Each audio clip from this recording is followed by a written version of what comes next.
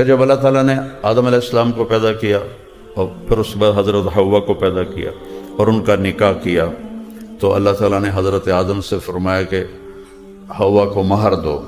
مہر ایک علامت ہوتی ہے کہ جب تک یہ نکاح باقی ہے یہ مرد اس عورت پہ خرچہ کرے گا، عورت کو اپنا خرچہ بنانے کے لیے کسی کام کی ضرورت نہیں ہے، یہ مرد اس بیوی اس عورت کا خرچہ اٹھائے گا۔ تو اللہ تعالیٰ نے کہا مہر دو، تو انہوں نے پوچھا جی کیا مہر دوں؟ جنت میں بیٹھے ہوئے ہیں، سونے چاندی کے درخت لگے ہوئے ہیں، لیکن اللہ نے فرمایا کہ آدم تیری نسل میں میرا آخری نبی آئے گا، اس پر تو ایک دفعہ درود پڑھ دے، یہ مہر ہے، یہ تیرا مہر ہے۔ تو ایک اور روایت میں آتا ہے کہ حضرت آدم علیہ السلام فرماتے ہیں جب میں جنت میں داخل ہوا تو میں نے دروازے پہ لکھا ہوا دیکھا لا الہ الا اللہ محمد الرسول اللہ۔ درختوں کے پتوں پر ایک ایک پتے پہ لکھا ہوا دیکھا لا الہ الا اللہ محمد الرسول اللہ، تو مجھے خیال آیا کہ یہ کوئی بہت بڑی ہستی ہیں جن کو اللہ تعالیٰ نے اپنے نام کے ساتھ جوڑا ہوا ہے۔ جب ابھی آدم علیہ السلام جنت میں ہے، وہاں سے تذکرے شروع ہو گئے ہمارے نبی کے اور ان کی آمد۔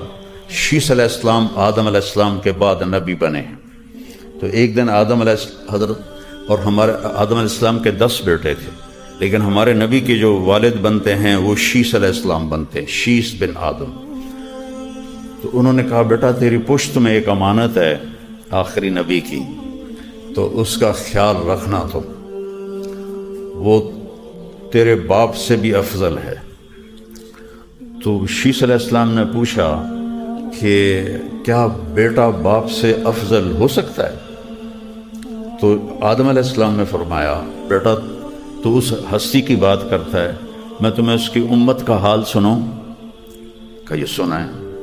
کہا میں نے ایک خطا کی، اللہ تعالیٰ نے میری خطا کو مشہور کر دیا، عصا آدم ربہ فغوا، قرآن میں آ گیا، اللہ نے میری خطا کو مشہور کیا، اور وہ امت ہزاروں خطائیں کریں گی اور اللہ اس پہ پردے ڈال دے گا اور کسی کو پتہ ہی نہیں چلنے دے گا کس نے منہ کالا کیا، کس نے رات کو آنسو بہائے، کوئی پتہ نہیں چلے گا۔ مجھ سے ایک خطا ہوئی تو میرے کپڑے اتار دیے، میری بیوی کے کپڑے اتار دیے، وہ ہزاروں خطائیں کریں گے ان کے کپڑے نہیں اتارے جائیں گے۔